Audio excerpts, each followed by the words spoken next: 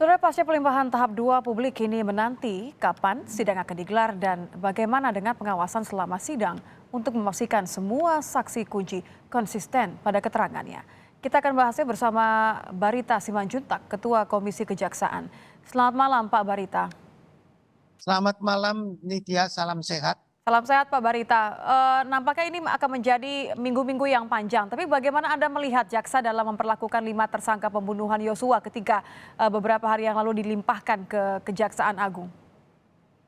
Ya, saya kira ketika kami juga memantau penanganan kasus ini, khususnya pelimpahan tahap 2 ya, dari mulai dinyatakan P21 secara formal material terpenuhi, lalu dilanjutkan dengan pelimpahan tahap 2, yaitu penyerahan tersangka dan barang buktinya, sudah berjalan sesuai dengan ketentuan yang diatur oleh Kitab Undang-Undang Hukum Acara Pidana. Di mana sudah juga kita pastikan bahwa kelima tersangka dalam soal pelanggaran terhadap pasal 340, subsidiar 338 dan pasal 55 serta kasus obstruction of justice dan pelanggaran undang-undang ITE itu sudah dipastikan orangnya kelima tersangka dan 6 tersangka lainnya sudah diserahkan dari penyidik ke penuntut. Artinya proses penuntutan secara lengkap telah dimulai dan dengan itu menjadi dasar bagi penuntut untuk melimpahkannya ke pengadilan berdasarkan ketentuan yang diatur di dalam pasal 139 KUHP.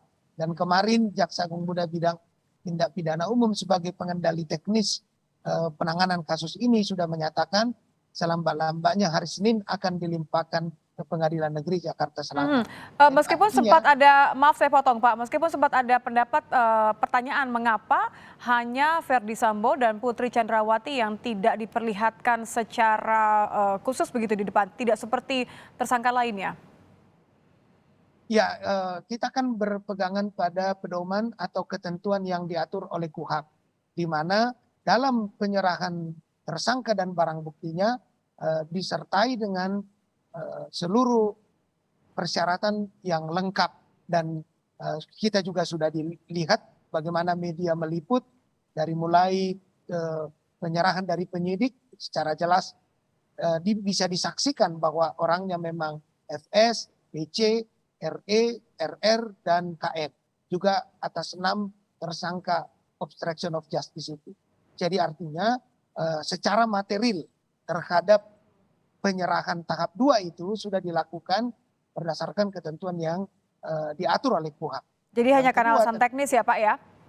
ya itu kan bisa secara teknis bagaimana memperlihatkan itu.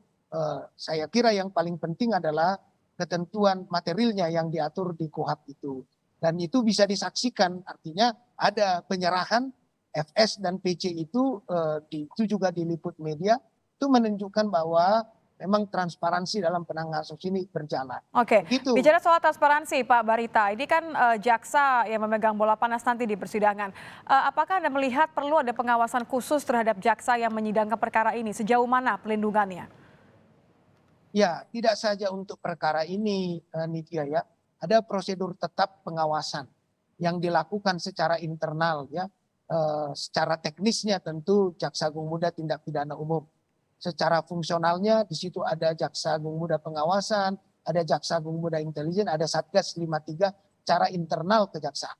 Namun kami Komisi Kejaksaan berdasarkan tugas kewenangan yang diatur oleh undang-undang juga melakukan pengawasan, pemantauan, penilaian terhadap penanganan kasus ini dengan cara melakukan pemantauan, memberikan saran masukan dalam koordinasi teknis dengan Jaksa Agung Muda Bidang Tindak Pidana Umum, serta menerima laporan pengaduan masyarakat sekiranya ada yang hendak disampaikan berkaitan dengan kasus ini. Kami juga akan hadir di persidangan-persidangan ya atas 5 tersangka dugaan 340 dan 6 tersangka obstruction of justice. Oke. Kami telah membentuk tim yang terdiri dari 5 orang komisioner yang akan hadir untuk memantau secara langsung jalannya persidangan dan memastikan penanganannya sesuai ketentuan peraturan perundang-undangan berjalan dengan transparan, profesional, dan akuntabel. Nah, Nitya. bicara soal transparan, Pak, ini kan yang dinanti juga kesaksian dari terutama dua mantan ajudan Verdi Sambo.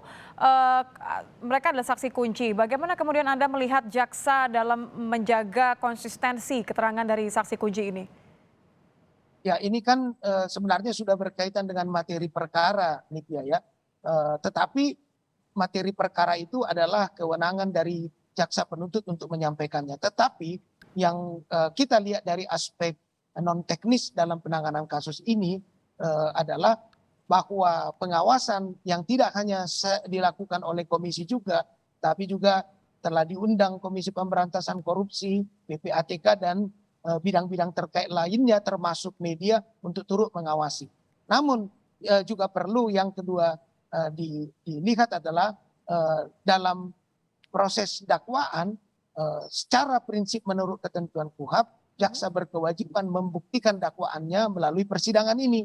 Jadi artinya kita yakin betul karena itulah memang standarnya jaksa itu akan mempertahankan ya berita acara berkas perkara termasuk dakwaannya terhadap para tersangka itu kan sudah ada berkas perkaranya bahwa kemudian ada hal-hal lain dalam jalannya proses persidangan itu hal yang biasa. Itu hak hukum setiap orang yang harus juga dihargai.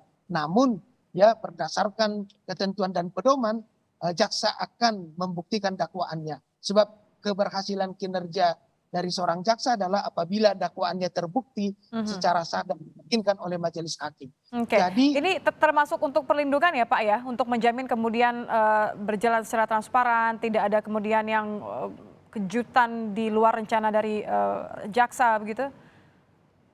ya, kalau saya kira itu sudah bagian dari tugas jaksa yang sudah dipersiapkan perencanaannya bagaimana menghadapi kemungkinan-kemungkinan adanya bantahan, adanya keterangan-keterangan yang bisa saja disampaikan para tersangka itu berbeda. Itu hal yang wajar dan sudah biasa terjadi dalam persidangan. Sebab hakikat persidangan itu kan pembuktian.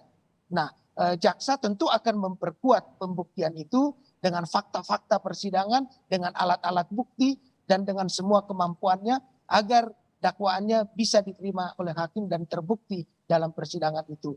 Jadi seberapa besar pun tantangannya, seberapa besar pun keterangan-keterangan dari para tersangka yang tentu haknya untuk mencari kemudahan bagi dirinya, jaksa sudah pasti ketika berkas perkara itu lengkap akan mempersiapkan peluru dalam pengertian argumentasi juridis, ya bukti-bukti yang kuat sehingga dakwaannya terbukti. Sebab tidak main-main Mbak Nitya ya, ketika syarat dugaan pasal 340 persangkaan pasal tersebut yang terancam hukuman berat sudah dinyatakan lengkap, maka jaksa tidak akan bergeser dari dakwaannya, yaitu pasal 340 subsidiar 338 dan jungto pasal 55. Inilah yang perlu diketahui oleh masyarakat sehingga tidak ada pergeseran-pergeseran pasal di luar apa yang sudah didakwakan tadi. Ya. Walaupun ada bantahan, ada perlawanan dari pihak manapun, jaksa konsisten pasti akan mempertahankan argumentasinya dengan alat bukti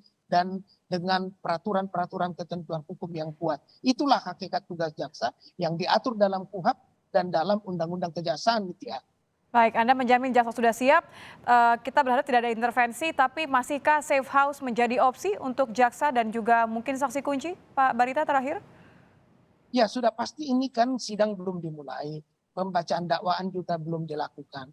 Tetapi bagian dari perencanaan penanganan satu perkara, di mana perkara itu menarik perhatian, ada dugaan-dugaan publik kan berkaitan dengan keraguan-raguan terhadap penanganan kasus ini terutama karena ada kelemahan di proses sebelumnya, maka tentu saja harus dipersiapkan langkah-langkah yang sewaktu-waktu dibutuhkan itu sudah siap. Jadi tidak ketika ada masalah baru mencari bagaimana caranya untuk mencari solusi, tetapi itu adalah bagian dari persiapan teknis yang harus dilakukan sehingga ketika dibutuhkan sudah siap. Tapi Anda melihat belum perlu ya Pak ya? Ya itu kan yang paling tahu tim jaksa penuntut umum di bawah kendali Jaksa Agung Muda Tindak Pidana Umum. Kami Komisi Kejaksaan mengcover apa harapan publik dan bagaimana situasinya. Tentu kami menyarankan hal yang baik yang ketika dibutuhkan dan ditentukan urgensinya oleh Jaksa Agung Muda Tindak Pidana Umum, itu bisa saja dilakukan. Jadi Baik. kita serahkan ketentuan atau untuk melakukan apa yang kita rekomendasikan itu kepada kejaksaan. Sebab mereka yang merasakan, melakukan, dan menjalankan tugas itu, Nitya. Kita akan melihat nih bagaimana karena Senin sudah akan dilimpahkan surat dakwaannya. Terima kasih Pak Barita Simanjuntak, Ketua Komisi Kejaksaan, sudah bergabung bersama kami di Kompas Malam. Terima kasih Pak.